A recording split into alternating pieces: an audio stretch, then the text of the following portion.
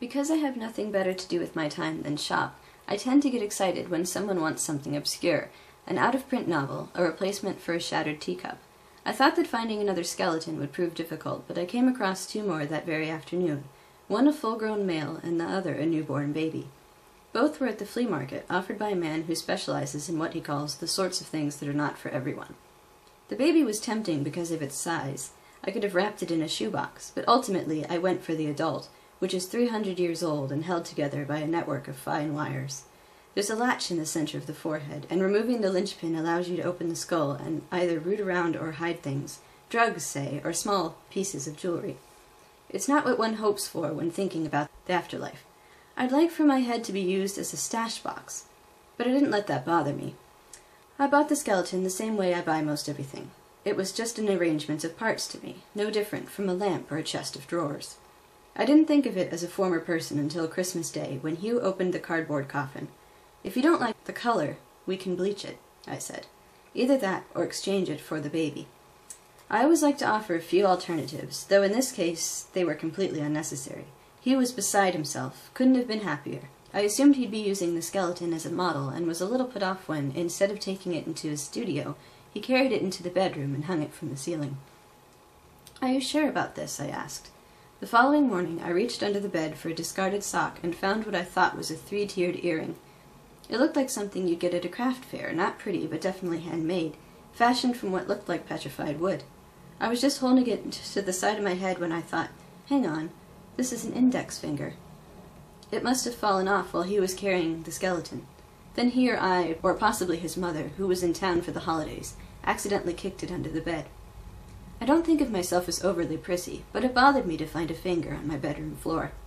"If this thing is going to start shedding parts, you really should put it in your studio," I said to Hugh. He told me that it was his present and he'd keep it wherever the hell he wanted to. Then he got out some wire and reattached the missing finger. It's the things you don't buy that stay with you the longest.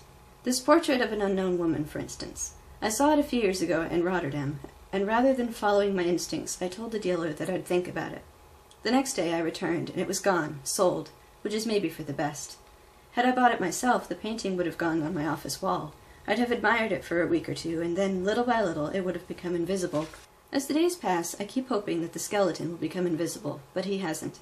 Dangling between the dresser and the bedroom door, he is the last thing I see before falling asleep, and the first thing I see when opening my eyes in the morning. It's funny how certain objects convey a message. My washer and dryer, for example. They can't speak, of course, but whenever I pass them, they remind me that I'm doing fairly well. "No more laundromat for you," they hum. My stove, a downer, tells me every day that I can't cook. Before I can defend myself, my scale jumps in, shouting from the bathroom.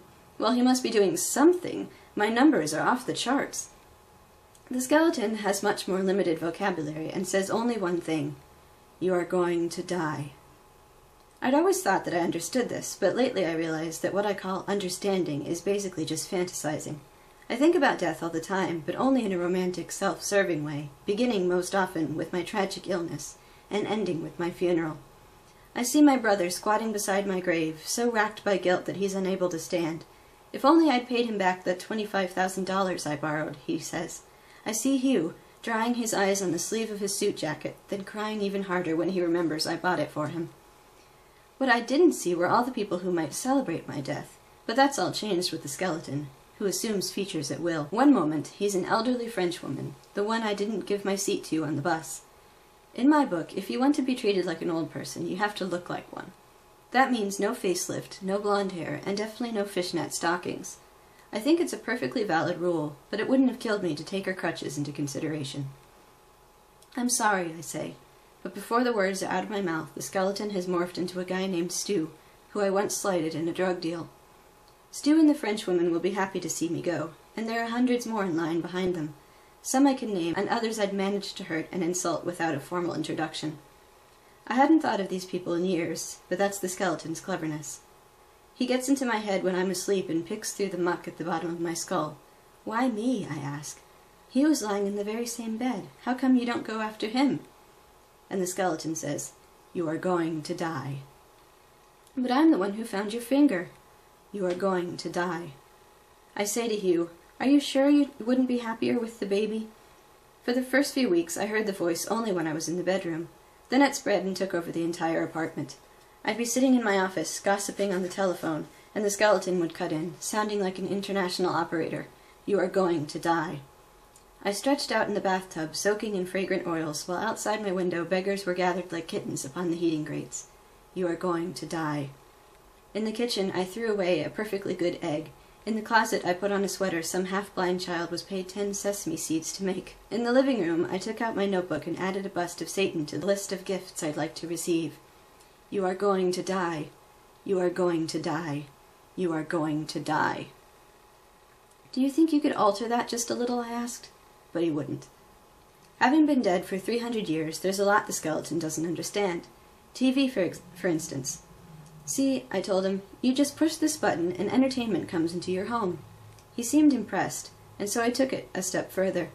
I invented it myself to bring comfort to the old and sick. "You are going to die." He had the same reaction to the vacuum cleaner, even after I used the nozzle attachment to dust his skull. "You are going to die." And that's when I broke down. "I'll do anything you like," I said. "I'll make amends to the people I've hurt. I'll bathe in rainwater. You name it, just please say something, anything else." The skeleton hesitated a moment. "You are going to be dead someday," he told me. And I put away the vacuum cleaner, thinking, well, that's a start.